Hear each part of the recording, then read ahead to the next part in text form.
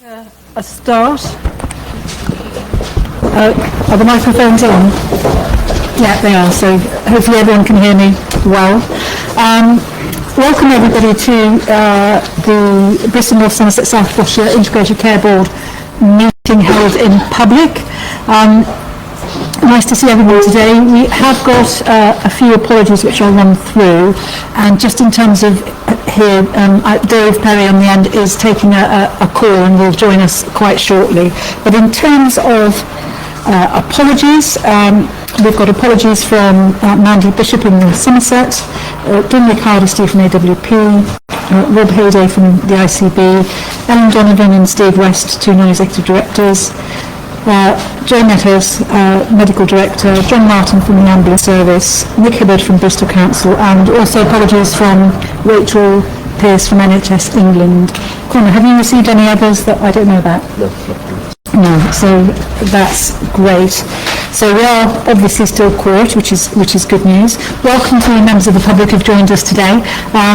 There is an item on the agenda for questions from the members of the public, and we will get to that in due course. So, and I know we have had one submission of a question. Thank you very much for that.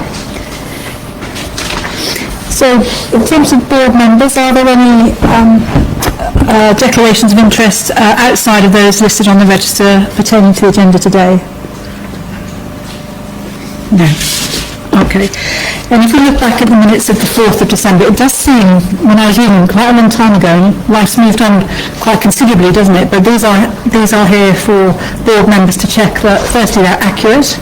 So we'll take the minutes in their entirety. Any matters of accuracy from any members of the board? No, so we'll accept those as an accurate record. We've then got 4 open actions for this agenda today, which hopefully we can go through and make some progress on. So action 104, which was in relation to the Innovate Healthier Together programme, and Seb, you and Maria took an action from that. Would you like to update the board on progress? Yes, Chair. So with thanks to Maria, I've had the opportunity to meet with members of Maria's team to share examples and learning from our work in the Innovate Healthier Together programme as we discussed at board. And the purpose of that is to inform the development of the innovation strategy which Maria's team is leading, which will provide a front door and a hub capability for the continued sort of support for innovation, both in terms of invention and adoption across BNSSG moving forward. Great, that's excellent. So you're recommending closure for that action, Seb, aren't you? Yeah. Yes, lovely, thank you. We shall do that. The next action was around the staff perspective paper for board members to review. Joe, is there an update on that one? So we have got there's two updates on that. One is that it's a continuing conversation as part of our committee. We have one more meeting of that committee at the end of this month. And we have received written updates from providers already on their actions, so as a committee are assured that the actions being taken in the system are correct and appropriate and are doing through, I'm going to forget the name of it, I'm sorry, but the red card, I used that red flag, through the red card activity that is happening. Great. So we can close that and we'll finalise it as part of the final set of minutes of the committee. That's lovely, thank you. Can I just check, can everyone hear all right? Can you hear it? No.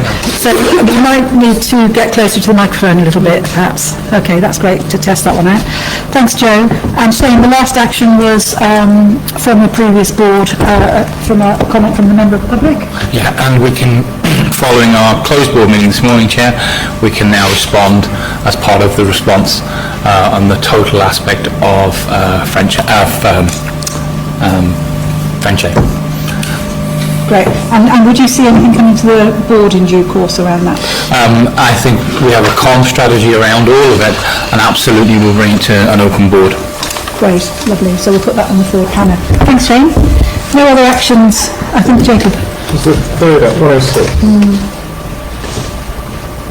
Very good. Yes. Yeah. Joe and Joe. Thanks, Jacob. This was the board statement outlining expectations for information sharing and staff protection. Sorry, I missed that one. So that was the one I just answered. Well, Sorry, my apologies, that was the one I just answered. The one before, that was circulated, that narrative was circulated as part of the minutes. right. So Good. both are complete. So just to be clear, the verbal update you gave was for action 106, It was, my apologies. and 105 has been completed and circulated. Thank you. I thought we'd covered it, but we need to align it up, so that's great. We will go on to the Chief Executive Officer's report. Actually, before that, Jeff, is there anything you wanted to say at this point in the meeting? No, just to reinforce what I did in the private board or the closed board, for others who are here, and obviously we'll go out live on this, is just to say thank you to John and Jaya, who will be leaving us when we go to the new cluster arrangements in April. We're both non-exec directors here. Your contribution, as I said this morning, has been absolutely brilliant. We had to make some choices, and we are where we are with it, but both of you have been fantastic non-exec directors, and you'll be snapped up by somebody else in the system. I have absolutely no doubt about it, so a big thank you. And also to everyone around the table, this is the 4 years now we've had a integrated care board in BNSSG. I think it's testament to the people who are still sat around the table, that people see the worth and the value in the integrated care board and how we're trying to work, and how I think in the last 4 years we've come together much more collectively with a shared purpose across public services in our locality, particularly around health and social care. So a big thank you, and as we move into the new cluster arrangements, which we will update on later, it's a time where we will broaden our geography, taking on Gloucestershire as well, but that doesn't mean we won't have the same focus on what's happening in BNSSG, so big thank you to everybody. Thanks very much, Jeff. Simon, over to you. Thank you, Chair. So, colleagues, you have my Chief Executive report, and I usually do 3 big things, but this time I've just done 2 big things, because actually I think they are the main areas that I need to bring to the attention of the board. The first one is about where we are on organisational changes. The second one, however, is to put a bit of challenge into where we are going as an ICB in the context of the system. So you will see, Chair, for an organisational changes perspective, sorry, I won't read the paper, all the paper, I'll just highlight some key points, Chair. You will know that from a leadership and org design perspective, we appointed the senior team, which is great, and the senior team are now working heavily on organisational design of the new organisation. And we will be moving to consult on the new organisational design, structure and operating model by the 23rd of March. So we'll be going out the door with a consultation on the 23rd of March. So that is a really important part of it, and my thanks go to the executive team, the recently appointed executive team, because the amount of work that's going into redesigning a whole organisation on the back of the changes we are having to make is truly extraordinary. And the document we'll produce will be a complete document, blueprint of the new organisation, including all job descriptions, all structures, etc. It'll be a really important document, and that's the 23rd of March I'll be consulted on, Chair. Other important areas then, in terms of transition at the moment, we have to give a financial assurance to NHS England that we can do this within £19. We have submitted £19 per 1,000 population, obviously not £19 completely. We've done that, we've submitted that. Clearly, we are talking about 2026 and 2027 as being a transition year. So our statement was clear, we believe we can get there, but there is work to be done in that transition year. And the final part I'll just highlight in the organisational changes is about voluntary redundancy, Chair. So we went out with a voluntary redundancy scheme. We had 157 applications for voluntary redundancy, and we approved 141 of those.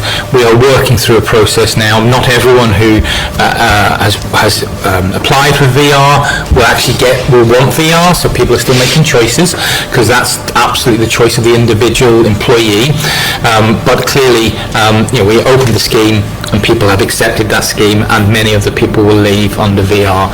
However, we do know that 141 is not enough to create the new organisation, so we will still have a considerable competitive process that we will work our way through after the consultation to enable people enable the organisation to be recreated and redesigned, Chair.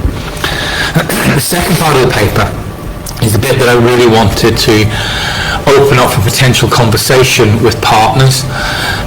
I think it's fair to say whenever the ICB changes were announced, which, believe it or not, was this week a year ago, when Jim Mackey actually made contact with us to say we want changes. It seems to be an awful long time to get here, and what came out of that relatively quickly after that was a thing called the ICB blueprint, and the blueprint was a functional document that said this is what the ICB should do in the future, this is what it shouldn't do, but it was a functional document, and we're building an organisation in line with that functional document. But what I'm trying to raise in the paper is that is only one small part of the future in terms of commissioning and provision and the system. And I think we are now going to go on a journey to position the new ICB in the context of a new system. Because what we were being asked to do as the old ICB was to convene the system, to be the performance manager of the system, all of those kind of things. So what I'm suggesting, and I'm suggesting to the board, this is my thoughts, the team's thoughts, we're not saying set in stone, but it's an opening position, is that there are 4 key shifts that the ICB needs to go on over the 26-27 year if we are to transition into being an effective strategic commissioner. And that's not just about the ICB, because if we start these shifts, it affects the whole system, because other people in the system will have to respond to those shifts and vice versa. So, the first big shift for us is from disease pathway to population health outcomes. So we do a lot of stuff as an ICB in what about the cardiac pathway, or what about a respiratory, or what about a frailty. This is the shift of the organisation is away from commissioning pathways to commissioning outcomes for populations. That's the first big shift. The second big shift is from transactional to strategic commissioning. So there is no doubt the ICB will move to a place where it will commission for outcomes, not commission activity. Now that will not go immediately, because if I'm thinking of primary care, or I'm thinking of acute care, of course we can't need commission for activity, but very clearly the shift for this organisation is away from activity-based contracting to outcome-based contracting. And it raises a big question to say, well actually what does that really mean? And what does it mean to be a contract holder of an outcome-based contract? So that's the second big shift. The third big shift for me is from convening to commissioning.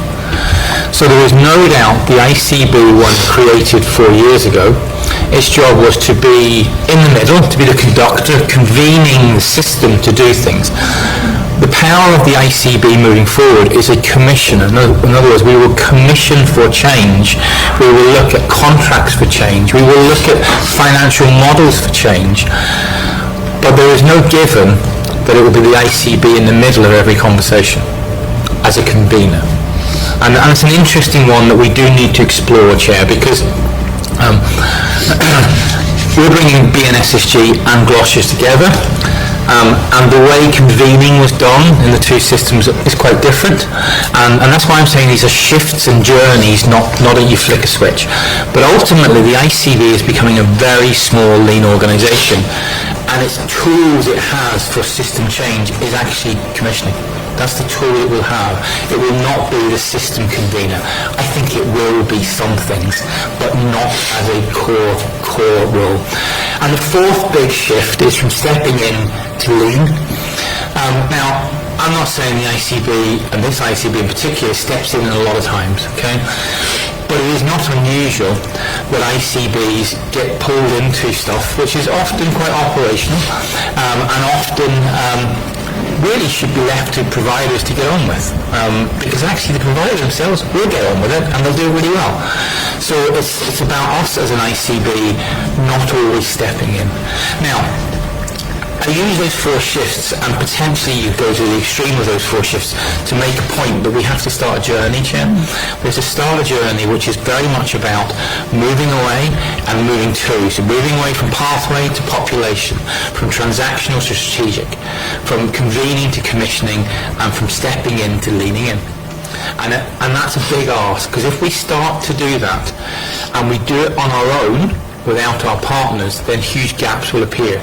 Because the assumption is if we move in this direction, that alters the system, and if the system isn't involved in the conversation, then gaps can appear, and those gaps could be gaps in finance, in safety, in experience, because actually we're doing something different, but the system hasn't been able to change.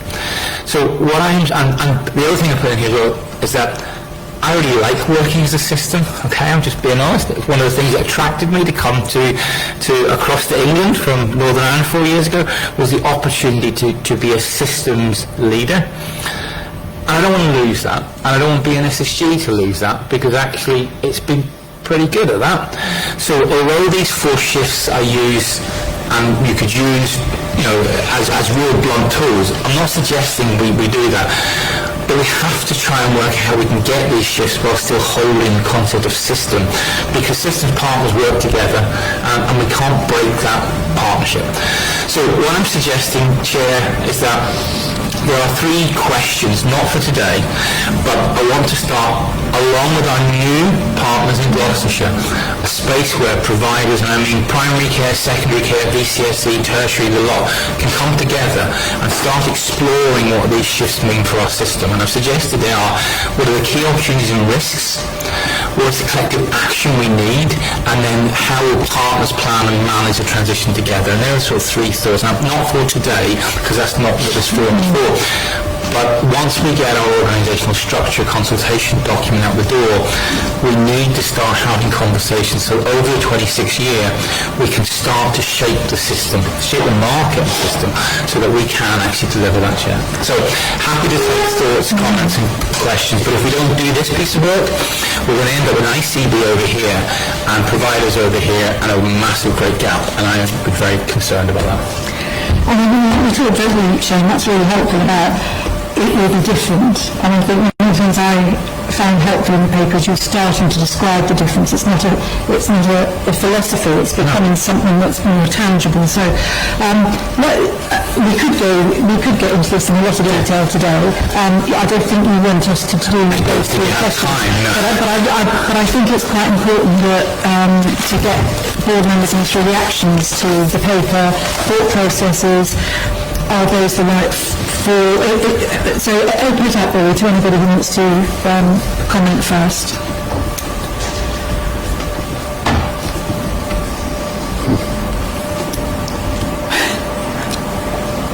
That's it, to be honest.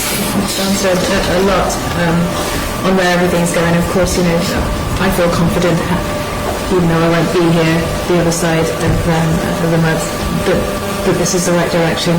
But the partnership, the fellowship that we have here will be maintained in one way or another because it's needed.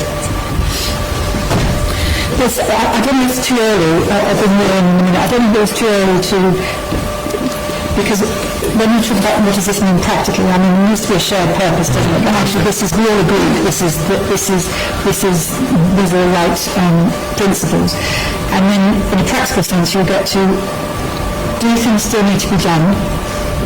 Yes or no, by the ICB, yes or no, by someone else, yes or no, or do they not need to be done at all? And there may well be some things that have happened in the last 4 years that actually may not need to happen by anyone because of, so you can see some different cross-cutting or slice in the way you get to the point of what it is that will be done in the system. Lord, do come in. Yeah, I'm involved with this. Do you want to get the microphone there for the board? Thank you, Shane. I really welcome this and the approach of kind of grabbing what we know and making some use and sense of it and setting out direction. I think that's absolutely the right thing to do. I suppose the question is, at some point, are we expecting a very clear sort of triangle subsidiarity model of what is NHS, EDH? It does feel quite movable and open to interpretation, I would say politely. So just to ensure that we have the flexibility to change should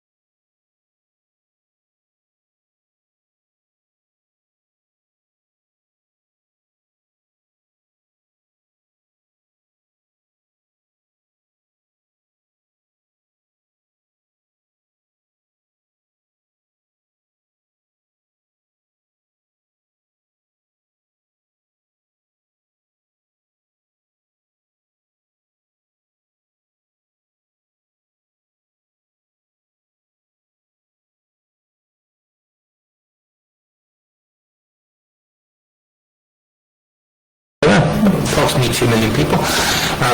And we have to be clear about what's the role of provider, what's the role of commissioner. I don't want to get a provider-commissioner wall, and I know in the history of the NHS there have been provider-commissioner walls. I don't want that to be a wall, but I want to give everyone the best chance of success. And if we don't determine what's a commissioner, what's a multi-neighbourhood contract, what's a neighbourhood contract, what's an IHO, and how does it all work, then actually we're heading for a bit of a mess.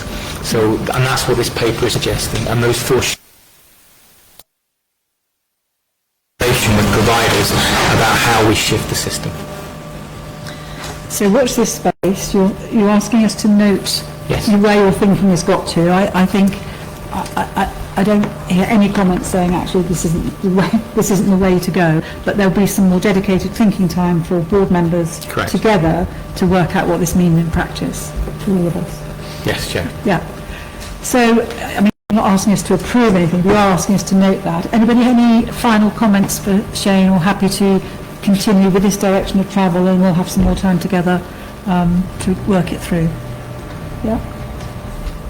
I think that's support. That certainly is. Yeah, I think it is. I think it is. Great. Shane, thank you very much. And any other comments or questions for Shane on any of the Chief Executive's report? No? Okay, lovely. As always, Shane, your reports are really welcomed and really clear. Let's go on to, you've got a bit of a run of names against you now, so I'm trying to vary it a bit, but do you want to take us through 6.9, which is the verbal update on the ICB constitution? So this is verbal. So what we had hoped would happen, so as you can imagine, for those who aren't aware, there's a constitution of our organisation.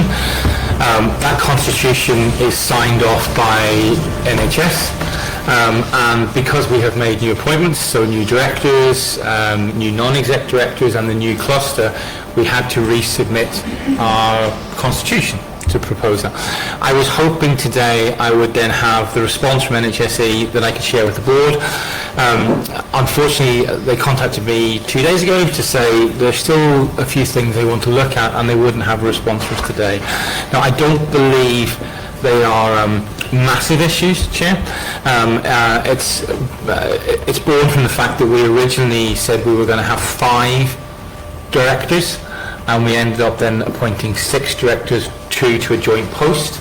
So Rosie and Raghu as joint clinical leaders, we originally thought we would appoint 1 clinical leader, and that has had to go back into NHSE for them to approve our constitution, and they're just taking a bit of time to come back with approval. I don't perceive, I could be wrong, I don't perceive it's a major issue, but it is we ended up having something different than they originally approved in our constitution. Yeah.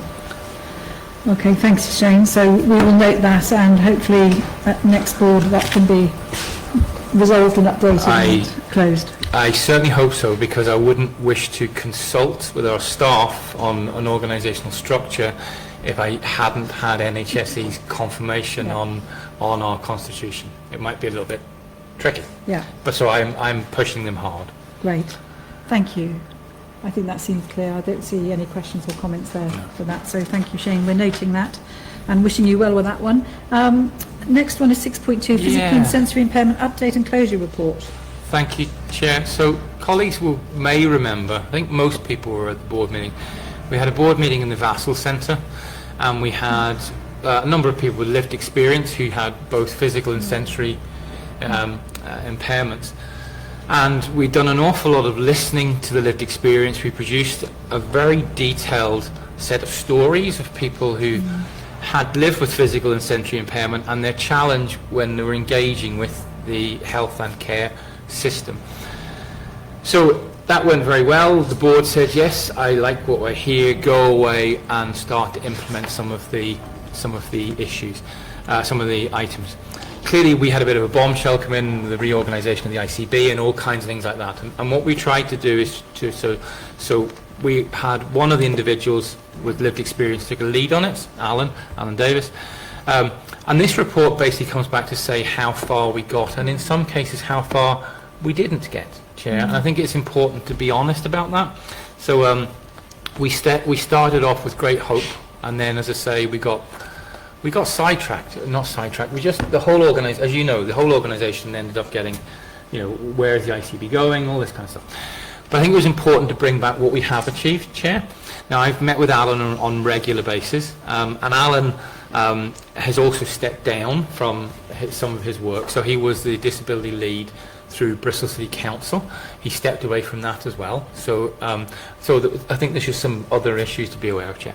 But I think what's important is we set out to try and then address some of the issues around accessible information, some of the issues about wheelchair access, and some of the issues about the Do Not Resuscitate challenge that, as you may recall, some of the people with lived experience talked about. They felt they were being discriminated against because actually with a disability, the DNR became much more available and used, okay, was the way I described it. So you can see from the paper what had been attempted. So the biggest win has been around the accessible information standard. So all providers came together, worked closely with Alan, and very much set on a journey to change a number of letters and that kind of thing.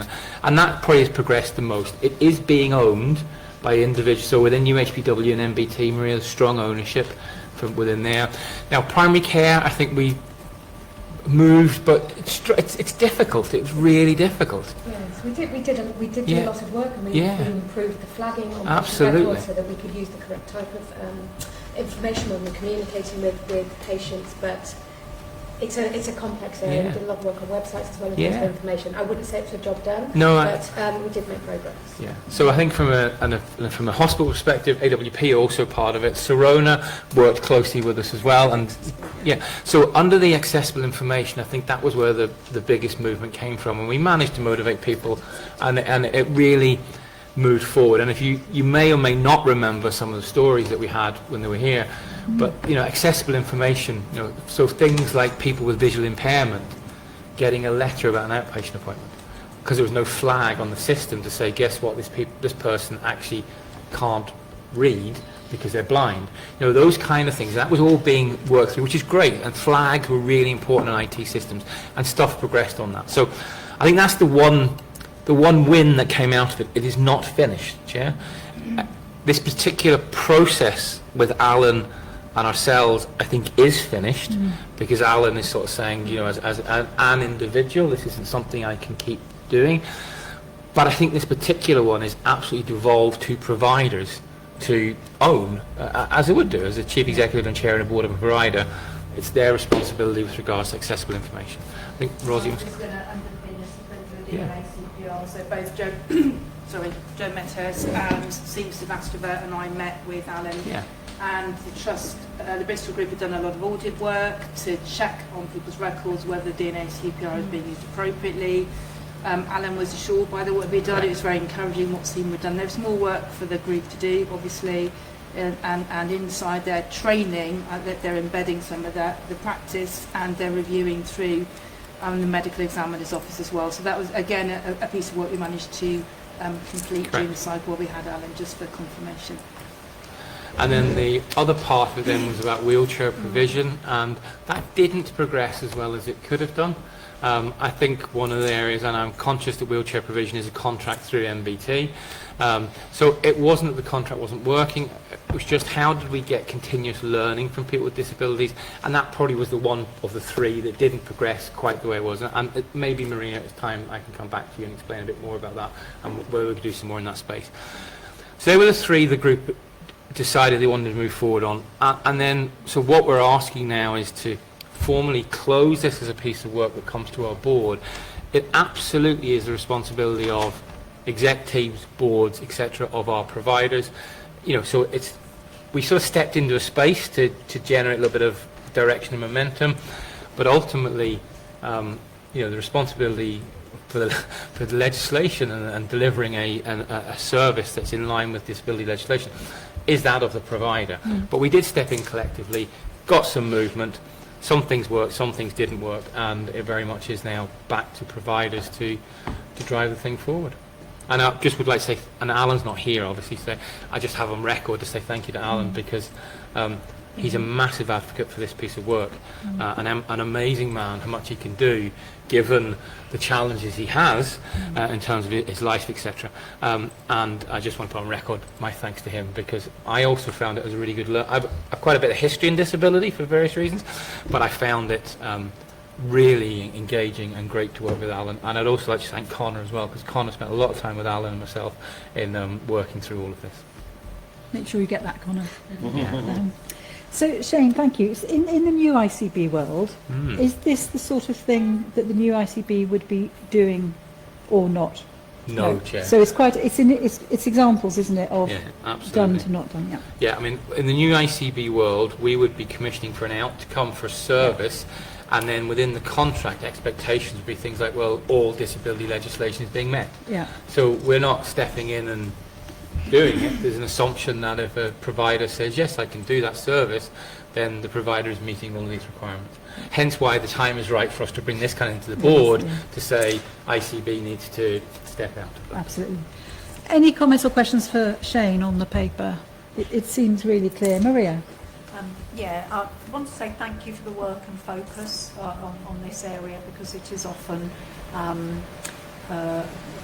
I think under prioritised, so very grateful for that. Would very much like to pick up on where things didn't move forward, what we can learn from that, because we obviously have to keep trying, and absolutely recognise a real opportunity in strategic commissioning to support and enforce much of this in how we contractually expect people to deliver services, including the sustainability agenda. You know, there are all sorts of things in our procurements and contracting going forward. So I really welcome this positively being flagged as an opportunity for strategic commissioners in the future.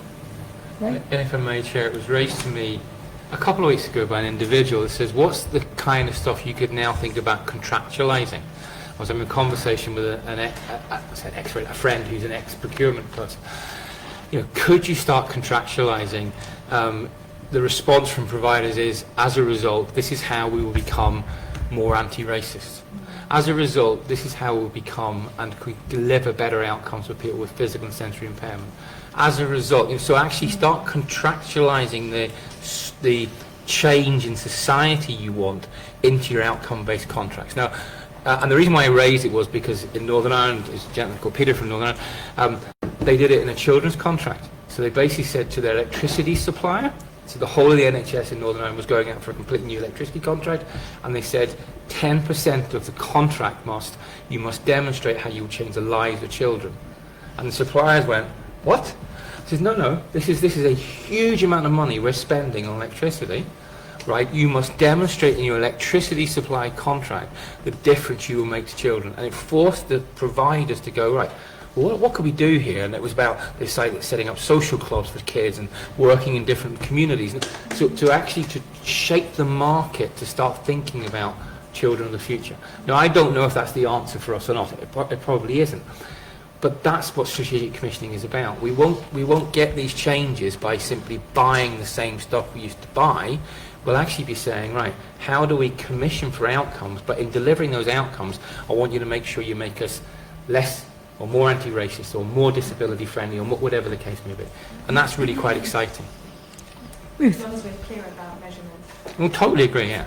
So it is really exciting. I guess the question is, over what sort of timescale? Because that's such a shift. It's massive. Such a shift from where we are now. And I'm really, it's exciting and terrifying at the same time, isn't it, in terms of where we are. So over what sort of timescale do we realistically think that? Okay. So I can talk about the really ambitious one, which is within the 10-year time frame, of the plan, But I don't fancy that. I think we need to start doing some new contracting models within 18 months of us becoming an ICB. And so there's a very large national development program being offered by NHSE to all ICBs in the area of strategic commissioning, contract management, new ways of thinking. That will start in the middle of this year. So we're talking, I think it's August or September that will start. And it will be driving us as commissioners to start introducing some of those changes over the next year to 18 months. Now, we will never get to a completely outcome-based contract environment for everything that we do. But I think within 18 months we've got to try some of this stuff. Otherwise it's just going to keep going. And is that going to be underpinned by, because the financial structures we have at the moment, the procurement structures that we have at the moment are quite traditional as well, aren't they? So is that going to start to shift over that same period of time? We're having conversations with other ICBs in the southwest about what the future of that kind of procurement might be, because this isn't a BNSSG journey on procurement. This is a whole journey. So yes, we have to change the way we procure. We need to be legal, but we need to change the way we procure. And I don't think it's us on our own. It's about the concept of ICB really challenging themselves on that. Thanks, Ruth. Jaya? It just sparked a thought actually in terms of what Welsh Government has been doing with their code of practice. It's an ethical employment in supply chains code of practice. It's been around for many years, since 2017, and it requires suppliers to sign up to a certain number of commitments and show progress year on year. And I know because we built the system to do it. And basically, this sounds like something that we could do as an additional, if we haven't already, to look at real living wage, look at diversity pay gaps, look at all sorts of things that we can drive into the softer things that we would like to measure. And they have to evidence it in terms of policy that's public. So it just makes it much more tangible, and I know that Welsh Government is elevating what they're doing and changing their commitments. It would be worthwhile checking in on other work that's going on. More than happy to. Thank you, Chair. Thank you, Shane. So, so we're absolutely noting and supporting your report. Thank you. And could I ask one final thing, Chair, that maybe the board would write to Alan? I'm more than happy to do that, and just to thank Alan for the work that he's done. Yeah. So if I can take that as an action, that's and great. The board can sign off. Yeah, it was a powerful session at Eastville, wasn't it? In Fish Ponds. Fish Ponds, it was. Yeah. Thank you, Chair. Thank you.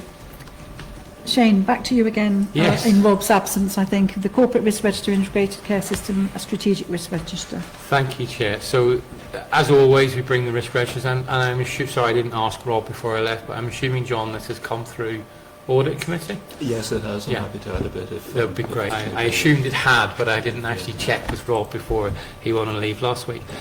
So, colleagues, it's both the Corporate Risk Register and the Strategic Risk Register, and they are different things. The corporate is about the ICB, the organisation. The Strategic Risk Register is about the whole of the system that we operate in. With regards to the Corporate Risk Register, you can see on page 42 of Diligent, we are talking about introducing a couple of new, we have introduced a couple of new risks, particularly around locality partnerships, actually, and the capacity in locality partnerships and the recruitment and retention of locality partnerships. And that's a genuine risk as this will happen more and more as the organisation progresses into its new organisation, that people are leaving, people are making choices to leave, and we've not been able to replace those because, as you can imagine, we're on a process where we have to freeze posts to try and protect our employees. So there is, I don't know whether Dave you want to just raise a little bit on that, but in terms of locality partnerships, we are losing people and we are not able to replace them. Well, we are, and I think this risk is on locality partnerships, but could be of any team in our organisation at the moment. And so, as we'd already talked about prioritisation and managing our workload, focused on those kind of core priorities over the next few months as we move through this transition phase. Locality partnerships are going to have to do it. Every team's going to have to do it. And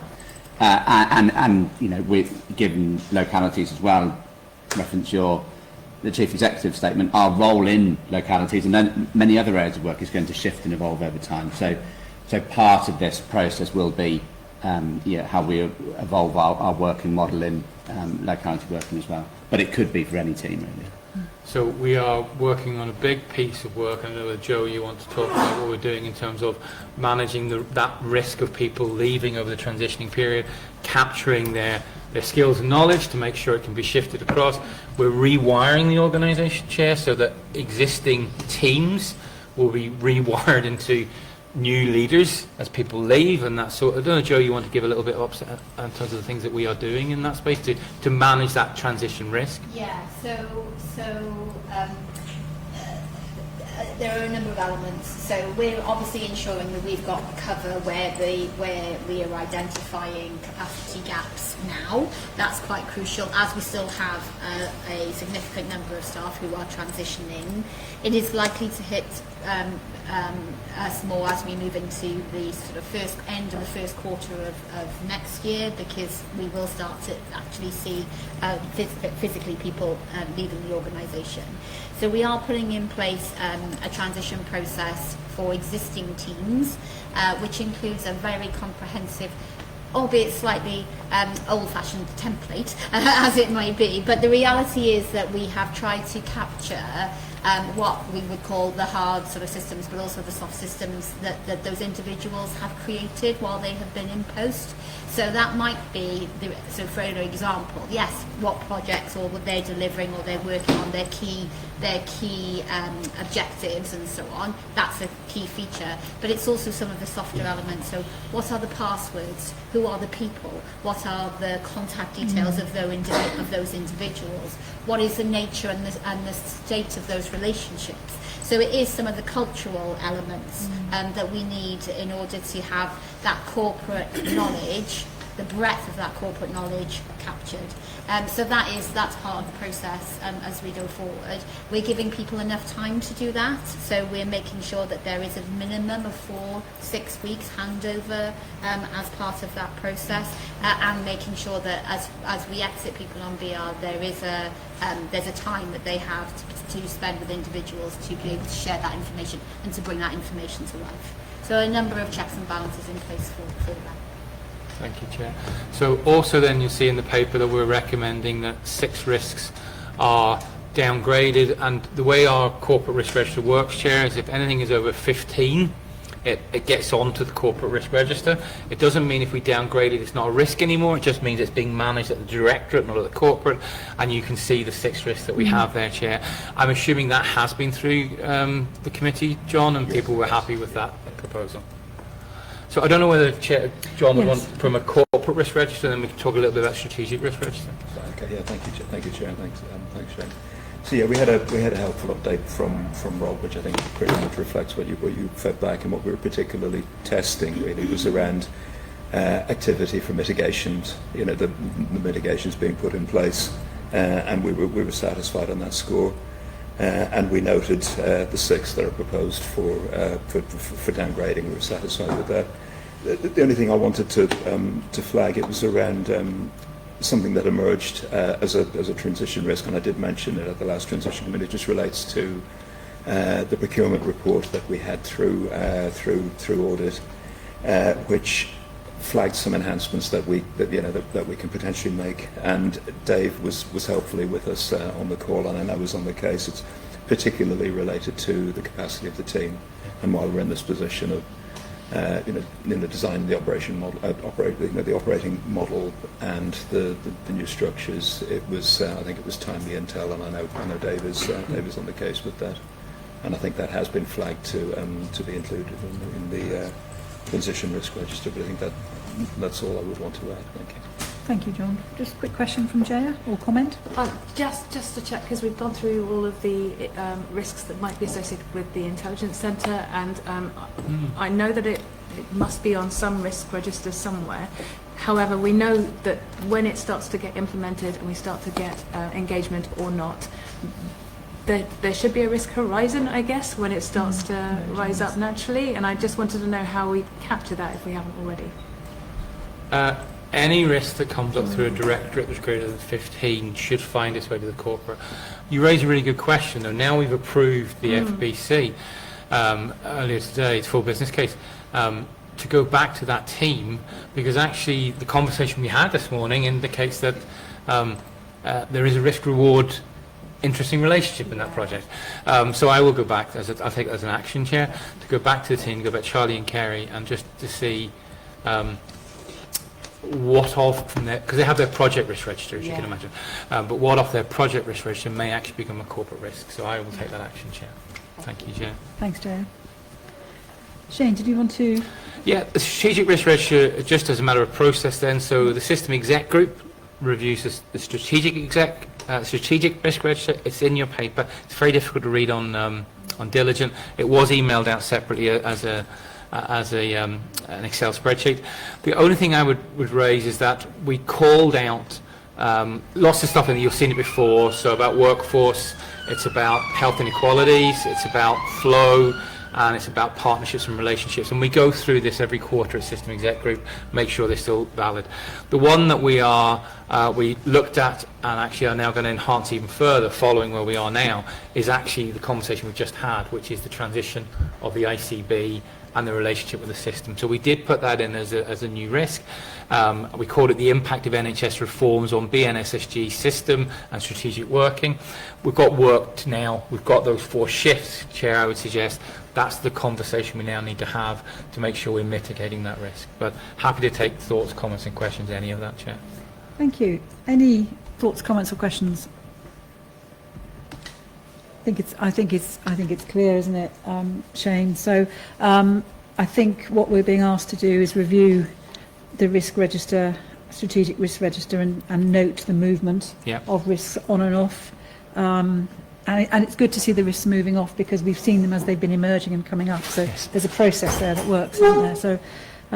So yes, I think on this occasion we're noting both registers and also noting that the transition risk register is coming, but the Joint Transition Committee oversees that.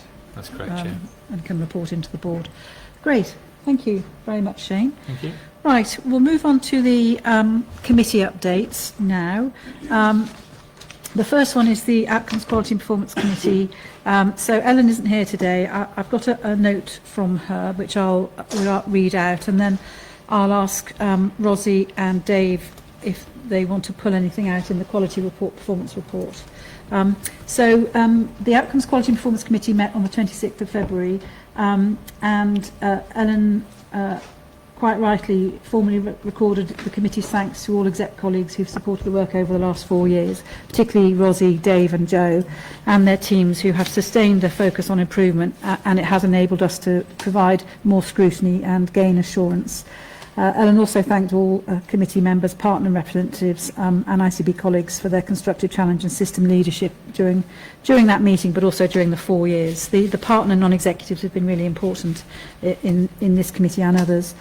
There were a few key areas reviewed in the terms of an SBAR, and I was trying to remember what SBAR stood for so that I could say it out loud. Situation, background. Well done. So for the members of the public, I was doing that. So, and actually that was a really helpful way to receive documents. We received an SBAR on AWP, and it was really important to note the improvement journey that Avon Wiltshire Partnership have been on, with the strong support from the ICB, and how tangible improvements are now being seen. So that was good. We received an SBAR on Serona Care and Health, which we've discussed previously have some challenges at the moment, which we're hopefully supporting in. We talked particularly about no criteria to reside, and that was also that's one area of real focus for the board. And I know Ellen is clear that it remains a material risk to us working successfully together, but we have as a board talked previously today around hopefully our combined actions helping to improve that. A particular area on MRSA, where Bristol particularly is an outlier, nationally has been for a particular time, despite best efforts of people leading on it, Rosie and her team, Michael. Also waiting lists for children and young people for autism and ADHD, and also the whole issue of flow. So it was really good to receive those SPAR reports. Those will hopefully be helpful for the new ICB in terms of areas of continued focus or not in the new arrangements. And I think in terms of what Ellen wanted to pull out in this meeting, it was particularly the AWP improvements. It's a shame Dominic's not here, and the de-escalation. They were on enhanced surveillance, and they have been de-escalated from that in the autumn of last year, which reflects really good system working, transparency, shared ownership of risk and coordinated support. And I think Ellen wanted that noted today. So that was it was a good committee meeting. Anything, Rosie, you want to pull out either from that or the quality report? No, I think it was actually a really nice conversation. It wasn't our normal committee conversation, was it? But it was a really useful opportunity to reflect on some of the stuff we've had to do and how where it's worked well, where we might want to do that again in a similar way, or where we might need to do differently going forward. So it was a really helpful conversation that you and Ellen facilitated in that meeting. So that was a really useful afternoon. I think we spent reflecting on the past. There is nothing I would particularly draw out of the quality report. As you've mentioned, MRSA continues to be a problem for our population, and as you know, we've done a lot of benchmarking and work with local authority colleagues to try and resolve that, and it hasn't shifted it. So we're starting a fresh piece of work again with some very focused attention on MRSA to see if we can get underneath why our population particularly continues to have this problem. We know all the genotyping and stuff, but we don't know why we're not shifting it. So we need to do that piece of work. That will be a carry forward into the new ICB. And then just for board's attention, you have the prevent policy in your pack. That was brought through committee, and committee recommends that board ratifies that policy for future use, if board could agree that. Thank you. Thanks. And we'll go on to the ratification at the end of the item. Thanks, Rosie. Just taking a pause there. Any comments or questions for Rosie on any aspects of the quality report? I mean, the one area we did pick up as well was about the out-of-area placements for children, didn't we? We did. CAMS Yeah. Tier 4, and we didn't have the numbers at committee, but it says 103 people here have been placed across the region nationally since January 24. So Tier 4 CAMS. yeah. Yeah. And of course, it's a concern. Yeah, and it's really important, I think, to note, because of the way the paper's written, the Riverside unit is temporarily closed for patient safety reasons. It is not closed. And obviously patients are being supported and receiving their treatment in appropriate units as close to home as possible. We do understand that is a big impact on families when a child cannot have their treatment close to home. Tier 4 CAMS is commissioned by the South West Provider Collaborative on behalf of the region. And they are working closely with AWP about what future options will look like, and there are future options being worked up such that we will be able to have a bed-based service back in the BNSSG area, but there will be work to achieve that. So we'll have a period when children are having their care out of area before that can be reinstated inside the system. But clearly the important thing is the services we provide are safe and as close to home as possible, and so the determination is the Riverside unit. There's more work to do before it can be determined to be safe for children. Okay, thank you, Rosie. Okay, so if we finish Rosie's section, Maria, sorry. May I just ask one question? I suppose applying the same in terms of numbers of beds needed and acuity that we might with flow in physical health terms, has that modelling been done about what is absolutely needed in terms of bed per 1,000 population? Yeah, that's what South West Provider Collaborative are doing, and they're working out where they should be best placed. And I think that's part of the challenge because they are small numbers. Because obviously the care model we know is best for children to be at home in their family as long as possible, and only a very small number should go into a bed-based service. So yes, that's what we're happy to do. Okay. Thanks, Maria. Dave. Thank you, Chair. Just in terms of the performance report, I'd say... So can I just I just wanted to go through the prevent policy and then finish Rosie's section. So Rosie's saying that it's been through committee. We are recommending that the board approve it. We did ask about alignment with Gloucestershire policies. I think that will come in due course in a prioritisation, but this is about making us safe now, and there will be a prioritised list of policies. But are board members happy to ratify the prevent policy? Yes, lots of nods. Thank you, Rosie. That's ratified. Sorry, Dave. I just wanted to do that. Apologies, Alison. Sorry.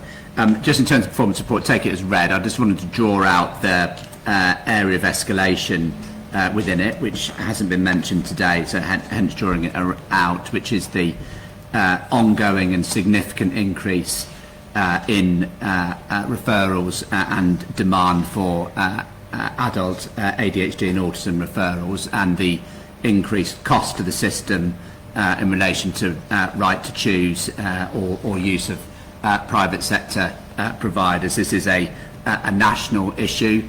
I'd say we're somewhat at the forefront of managing it through contract levers, but it is a significant challenge for our system and significant challenge for us as an ICB, both in terms of performance and finance. We've clearly made great steps in terms of children's neurodiversity and challenges with the approval of the business case last month, we need to take a similar approach and look at adult assessment processes and how we might transform pathways for the adult demographic to try and have a similar impact, but that will clearly be work for next year. So I just wanted to highlight that area. And although not in the report, I just in terms of kind of update on last month in terms of planning, we've submitted our operational plan for next year. I've had a series of feedback sessions between us, I think positively in terms of operational targets. The group is planning delivery against the RTT standards, but at a system level, we are currently forecasting we won't deliver against our standard against RTT because of growth in the independent sector activity. So again, kind of linked to the ADHD and autism, the growth in choice and access to the private and independent sector is driving demand there, putting our system performance out. So I just thought I'd kind of link the two, but note we have a challenge through that choice agenda in both finance and performance. Thank you, Dave. Any comments, questions for Dave on the performance report? No? Noted. Thank you very much, Dave, indeed. There are two sets of minutes from committee from October and December of last year for information. I know Ellen has updated board verbally on those, so we'll take those as read. And going on to the People Committee, Jaya, would you like to say whatever? So we have one more People Committee at the end of the month.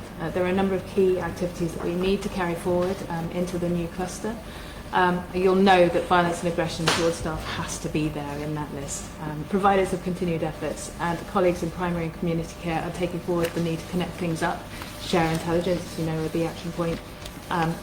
And the new board will be expected to continue to focus on this, especially given that we can innovate a fair amount in terms of how we strategically commission this into the system. The people response to the strategic intentions has seen the establishment at system level of a placements group focused on enhancing the experience of training staff. So this will continue with the new ICB as a key partner on that group, and there'll be a focus on workforce pipeline linked to strategic commissioning outcomes. So at our final People Committee this month, we will receive the final report on workforce metrics across the system in its current form, and that will pick up areas that will need additional focus directly with providers. So this report will then turn into something that will determine the workforce metrics and insights that support commissioning, so the focus will change, as you know.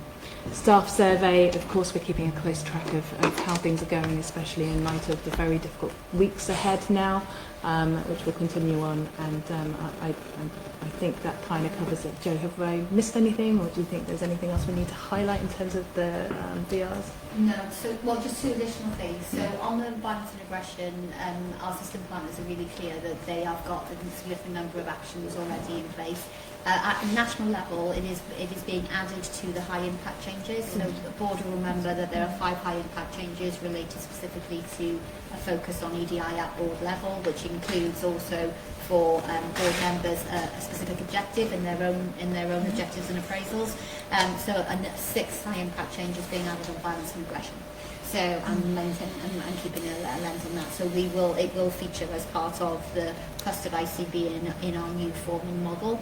And just on the ICB changes itself, to the point about the staff survey, we are keeping a close eye on 2 specific areas. Obviously, sickness and absence, that is a key area for us, in support of the conversation that we had earlier, and making sure that we have staff available to hand over, staff available to continue, and to make sure that we are effective in our delivery, but also on issues of staff relationships, bullying, harassment and so on, because it is a stressful time and it can emerge in individual behaviour, so we are monitoring that as well.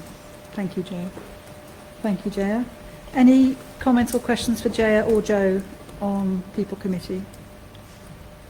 No, and we've got 2 sets of minutes from January and February to note. Thank you, Joe, that's great. Finance, Estates and Digital Committee, Steve isn't here. Matt, starting with you in the finance report, and then Seb, if there's anything from the digital committee minutes that you wanted to pull out to board, that would be good. So Matt, over to you. Great. I will say that the finance paper I've read, but just bring out a couple of highlights really. The first is that as an ICB and indeed as a system, we are increasingly confident of delivering a break-even position by year end. That doesn't mean that hard work doesn't need to happen, but we are kind of confident within reasonable risk parameters that we'll be able to deliver a break-even position. So that's really positive, and that's thanks to lots of people, including many partners around this table. Speaking particularly of the ICB, the number of the pressures that we face are consistent with previous months. So the main areas of overspend have been the ADHD and autism right to choose space, as Dave referenced very recently, significant overspends there. Also then within section 117, the growth and a sort of shift in a percentage between us and the local authorities has driven overspends there. That has been offset by particularly underspends in primary care, prescribing, a couple of other areas in primary care, and sort of generally across the budgets. I'm very pleased that areas such as funded care that have historically overspent are delivering within budget and delivering really strong delivery there, and high cost drugs as well. So I think kind of a reasonably robust position across the ICB, and those themes have been prevalent for a while now, and there hasn't been any material changes to those. Really happy to take any more detailed questions, but I'll leave my summary there. Thank you, Matt. Jeff. Just to say well done, really, for everybody around the financial position. We didn't think we'd probably make that. We have. The whole of the southwest is looking positive, and that's not reflected elsewhere in the country. So just well done. Yeah. Brilliant work. Excellent. Gosh. Any other comments or questions for Matt on the finance aspects? No? Okay. Anything, Seb, from a digital point of view you want to put up to this board? I think it's really just to reinforce that the two items that the Fed has considered that are minuted in these reports align very strongly, I think, with the conversation we had earlier about strategic direction of travel. So Fed received a report on the ICB's digital deep dive, and what that shows you is that our investment has been quite inward focused in terms of the work that we've done on modernisation, using M365 and piloting of Copilot and realisation of kind of time savings for staff and the modernisation of practice that's digitally enabled, and then we'll need more of that going forward as we need to do the job that Shane's outlined with fewer staff per 1,000 population. And then the other report that I wanted to highlight is around the digital medium-term plan. So this is kind of system level digital working and reflects the priorities that have been agreed by the Digital Delivery Board moving forward. Firstly, these are aligned to commissioning priorities, notably around digital neighbourhood health. But also there's a shift that I wanted to highlight in terms of who's leading the delivery of system-wide digital going forward, and it's less ICB-led and more provider-led going forward, and that's the other sort of telltale sign in the story, with an example being digital neighbourhood health with Serona colleagues and One Care colleagues who are stepping up to lead on behalf of the system in that space, and then well underway with some of the transfers, including the Shed Care record transfer that this board approved before Christmas, moving into the acute group, and then I hope to be followed by other services that we need to transfer out of the CSU in due course, sort of following that shift narrative that Shane was outlining earlier. Lovely, thank you, Seb. Any comments or questions for Seb on the digital update? No, thank you very much, Seb. And we've got 2 sets of minutes here from December and January for information. Item 10, the Primary Care Committee is next week or the week after, so nothing to report from there. Item 11, Strategic Health and Equalities Prevention and Population Health Committee. Jeff, anything? Yeah, thanks, Alison. Board members will know we established this committee probably about 18 months ago to shine a light on health inequality, which is a key aim for the Integrated Care Board. Everything we should all be doing collectively across our committees and the board, but probably if you don't shine a light on it, it doesn't get done to the same degree. You've got the minutes of the last meeting. 2 points I draw out. The first one is by cutting the data and looking at those people who potentially are most vulnerable, the work that was done on cardiovascular disease was absolutely outstanding, particularly in the Black and African Caribbean community, but pulling out a pocket of people who would have just been forgotten about.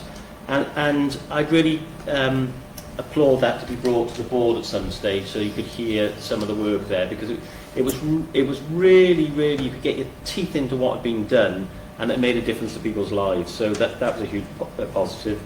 Matt Lenny's left us now, but the work we've been doing around smoke-free BNSSG and cessation of smoking, you'll have seen the campaigns on the television around that, and as Matt said, that's been nominated for a national award.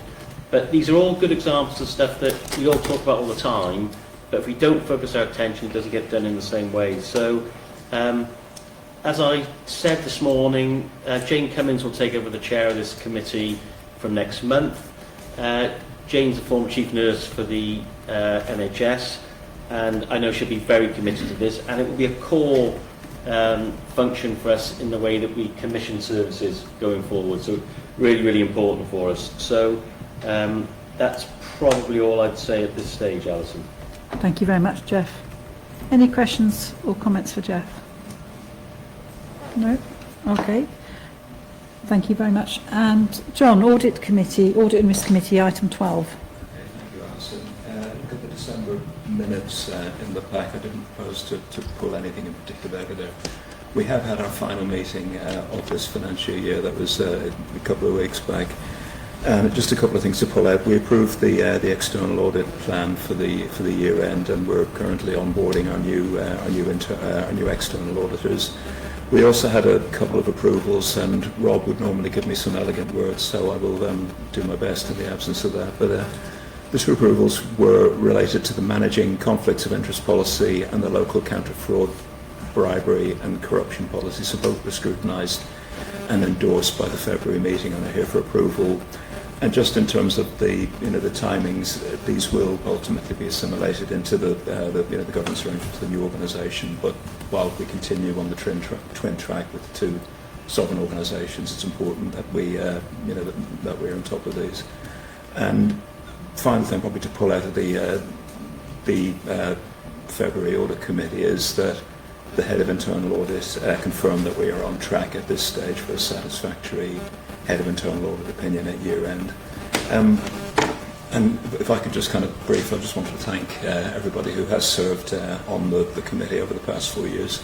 Particularly want to thank Matt. I think you came to BNSSG with quite different career expectations to how things have turned out. So I just really want to thank you for stepping in and your executive leadership of the work of the audit committee. If Rob were here, I would thank him in person, but I just wanted to thank him for his advice, support, and kind of readiness to chat to me at short notice. And also thanks to Lucy, Lauren, and Connor, who have been my go-to people for their support, chasing of papers, minute queries, and for being really kind of courteous and kind in how they've dealt with my generally Friday morning, or as we're inching towards the committee. And finally, I just want to thank Nick Saunders for the work that she has done around the internal audit tracking, which I think has been terrific, and I think has been really appreciated by the committee, and is a very important part of why we're in such good shape in terms of the head of internal audit opinion. So, wish you all well, and thank you. Thank you very much, John. So you're asking us to ratify both policies that are recommended through the Audit Committee. So can I just check that board members are happy to ratify both managing conflicts of interest and local counter-fraud, bribery and corruption policies? Yes, nods there. Thank you very much, John. Let's go on to item 13. Is there an update, Dave, on the South West Joint Specialised Next week, Alison. Meetings next week. Okay, thank you. And item 14, Jeff, the Integrated Care Partnership update, anything? Yeah, thanks, Alison. I updated a closed board this morning, but important I update on this in the open board as well. As we move into the new cluster arrangements and then the merger with Gloucestershire and the new footprint for integrated care boards, there's nothing that's going to be like to be in the legislation or in the blueprint around integrated care partnerships, but they've served us well in BNSSG. they brought together the 3 chairs of the Health and Wellbeing Boards as the chair of that group, from Bristol, North Somerset and South Gloucester. And it's also been a forum for chairs of our different organisations to be part of the conversation. So it's a different group of people. Some of us here sit on the ICP, but not everybody. And the ICB is much more of an executive group and set in legislation. The conversations I've been having have been about what a partnership board will look like going forward, so that we can get the 4 Health and Wellbeing Board chairs into a room to be talking collectively about the locality rather than just their own organisation and their own footprint. And I think that has served us well on a lot of the things that we've done so far. We've talked about them repeatedly this morning and this afternoon, and I'll update on that when we come back to our next committee meeting in the cluster. Thank you, Jeff. Any comments for Jeff on... Yeah, Dave.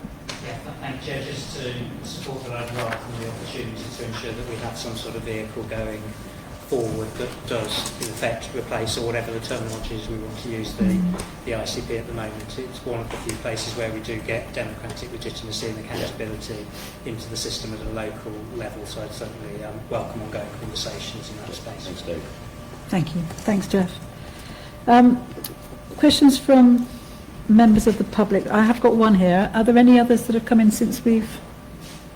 No, nothing. So, no. Okay, so lady who sent the question is here. So are you happy that I read your question out? There is a response that Seb is going to and then we'll formally write that and record that as well as a response, but I'm happy to read it out. So this is to all members of the board. Questions read Palantir as the company to run our NHS federated data platform. I'm sure none of you can be unaware of the enormous and escalating public alarm caused by the choice of Palantir to be the company in control of our confidential NHS health data, the Federated Data Platform, FDP. The unethical and discriminatory behaviour of Palantir in other countries is widely documented, as well as the many grave concerns in this country about how Palantir was awarded this lucrative contract in the first place. The founder himself has openly and repeatedly expressed his contempt for the ethics and very existence of our NHS. Despite the pressure on hospital trusts throughout the country to force them to use Palantir for the FDP, not every trust has given in to governmental pressure. Clearly, there is a risk of reputational damage to any organisation that agrees to lay out our confidential patient data for use and management by a company deeply involved in all manner of covert work. Whatever data security protections are put in place, we would be naive if we did not consider the possibility that Palantir could and would circumvent them. And if public trust is affected, patients could withhold information to the detriment of their care. Many professional organisations have repeatedly expressed their opposition to the Palantir FDB contract, including a BMA spokesperson in January 2026, who described it as completely incompatible with the values we uphold in the delivery of care. So the questions posed to us are: have you given due consideration to the ethical implications of employing a company with Palantir's operational history, and if so, can you evidence this? Have you taken informed specialist advice at the highest level of national security on the ability to ensure that data stored by Palantir would not be available for them to sell or use for purposes other than that which they have been contracted? And finally, have you given and can you document consideration to the risk of moral injury to any staff who will be involved in passage of data to Palantir? Thanks. I'll ask the 3 questions in turn. Yeah. So firstly, the NSSG ICB doesn't have an employment relationship with Palantir, but is utilising technology that has been provided by NHS England on a national scale. NHS England ran... Yes. Sorry, shall I start again? Yeah. Yeah. Okay. And move the microphone forward, then? Yeah. Oh, that one does sound good. Here we go. The NSSG ICB doesn't have an employment relationship with Palantir, but is utilising technology that has been provided by NHS England on a national scale. NHS England ran an independent, comprehensive, robust and transparent procurement in line with public contract regulations. A consortium led by Palantir, was awarded the contract to deliver the NHS Federated Data Platform in November 2023, the choice of preferred supplier was not made by a single person. It was the result of assessment by many different individuals. The second question. NHS England holds the contract with Palantir. Palantir are not able to control the data in the platform, nor are they permitted to access, use or share it for their own purpose. The NHS Federated Data Platform software will be more secure than anything that is currently used in the NHS, thanks to new privacy-enhancing technology. This privacy-enhancing technology has been procured from a different supplier to the Federated Data Platform itself. And then the third question. Control of BNSSG data will not be passed over to Palantir as the Federated Data Platform supplier. Every NHS Trust and ICB will have access to their own version of the data platform, which they will have complete control over. The NHS uses data every day to manage patient care and plan services. Historically, it's been held in different systems that don't speak to each other, creating burden for staff and delays to patient care. The NHS Federated Data Platform is a software solution to those key challenges that will sit across existing systems, making it possible to connect them so that staff can access the information they already hold in a single, secure place. Thank you, Seb. So there's quite a lot in that. So we will make sure it's written down and it will be published on our website as part of this so that you can see it in more detail. But thank you very much, Seb, for providing that response. Is there any other business as we go around the table? Jaya. Just because it's my final board, and I wanted to say thank you to you all for everything that you've taught me over the last 4 years. You've not just been just another board, you've been a veritable smorgasbord. Skills, experience, hyper-competence, and shining with that integrity and passion and purpose that I vibe with so much. You've given a micro-social entrepreneur an insight into how an ethical organisation runs at scale through unbelievable change and challenge. And most importantly, you've given me the ability to make a difference. I may be taking off this hat, but to misquote The Sound of Music, where the NHS closes a door, somewhere she opens a window. I really hope that window will come up when I'm ready for it and when it's ready for me, if I ever have the privilege of serving with you guys again. Thank you. Thank you, Jaya. Thank you, Jaya. What a lovely way to end the meeting. The next meeting is the Joint Cluster Board on the 29th of April with Jeff as chair, and thanks very much. The meeting is closed.